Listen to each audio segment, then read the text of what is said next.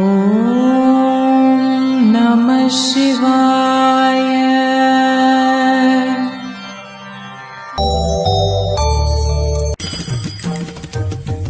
மூன்றாம் திருமுறை தேவார பதிகம் திரு ஆலவாய் பாடல் 10.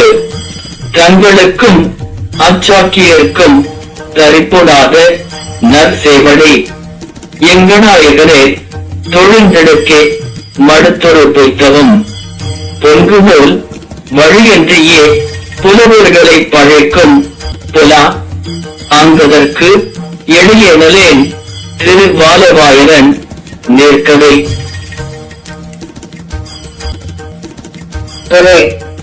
சமணர்களுக்கும் புத்தர்களுக்கும் அரியவராகிய நல்ல அழகான சிறந்த திருமணிகளையுடைய எங்கள் தலைவராகிய சிவபெருமானை வழிபடுதலை விட்டு சகிப்புத்தன்மை இல்லாத பொய்யான தவம் செய்வதன் மூலம் அவர்கள் தங்களை சிக்கலில் சிக்க வைக்கிறார்கள்.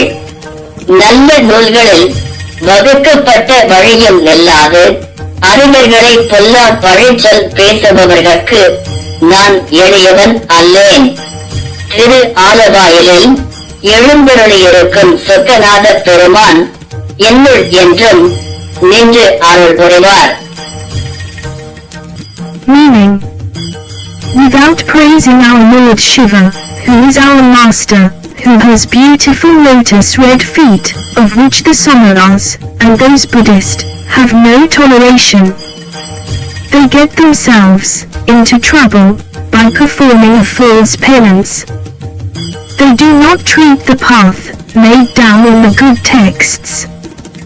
When Chokaravaparama, imaginary temple, stands by my side as help, I am not to be easily defeated by the mischievous revilers, Samaras, who ridicule learned people.